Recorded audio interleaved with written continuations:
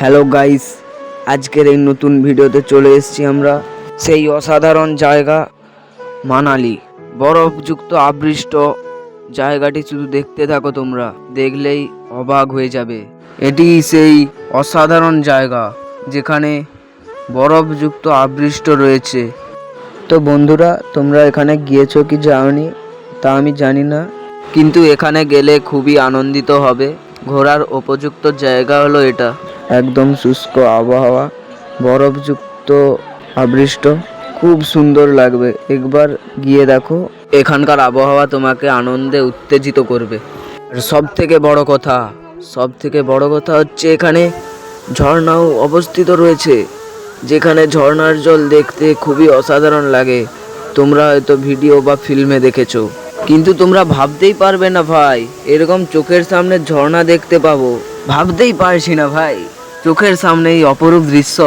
তো গাইস, আমরা ওখানে একটু ঝর্ণায় স্নান করে বেরিয়ে যাই। আবার যে সেরা জায়গা ভ্রমণের জন্য আমরা এত দূর এসেছি, তোমাদের ভিডিওতে দেখাচ্ছি সেটা। তো ভাই, মেন কথা, আমরা এখন পৌঁছে গেলাম পুরুলিয়া অযোধ্যা পাহাড়ে, যেটা একদম ভারতবর্ষ বিখ্যাত একটি মহান স্থান। ভাবতেই পারিনি এখানে দর্শন করতে পারবো। দেখো ভাই, কুয়াশা এলাকা থেকে আমরা এখন যাচ্ছি অযোধ্যা পাহাড় দর্শন করতে। এখানকার এই শান্ত এলাকা খুবই আলাদা।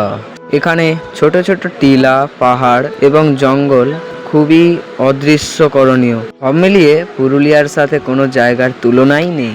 যাই হোক, অযোধ্যা পাহাড় দেখার আগে তোমরা জেনে নাও একটি দরকারি বিষয়। এই জায়গার প্রাকৃতিক পরিবেশ নিয়ে যে তুলনা করেছেন, জেনে নিন সে কে। বেঙ্গল স্কুপের পর্দায় আজ আমরা এই মহান ব্যক্তির কথা শোনাবো এই ভিডিওতে, যিনি পুরুলিয়ার ইতিহাসের সঙ্গে যেমন জড়িত বর্তমানের সাথেও। এমনই একজন পুরুলিয়ার অধিবাসী ধীরেন্দ্রনাথ বাস্কে। তেনার মতে এখানের 19 শতকের প্রাকৃতিক পরিবেশ ছিল ঘন জঙ্গল, সরু রাস্তা এবং বড় বড় খাদ। যে জায়গায় আজকের যুগে এই প্রাকৃতিক পরিবেশের অনেক পরিবর্তন ঘটেছে।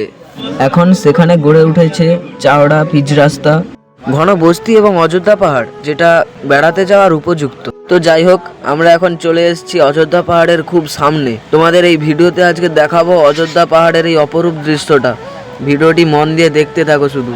তো গাইস, আমরা এত দূর যে জায়গা ভ্রমণের জন্য এসেছি, পৌঁছে গেলাম সেই স্বপ্নের জায়গায়, অযোধ্যা পাহাড়ে।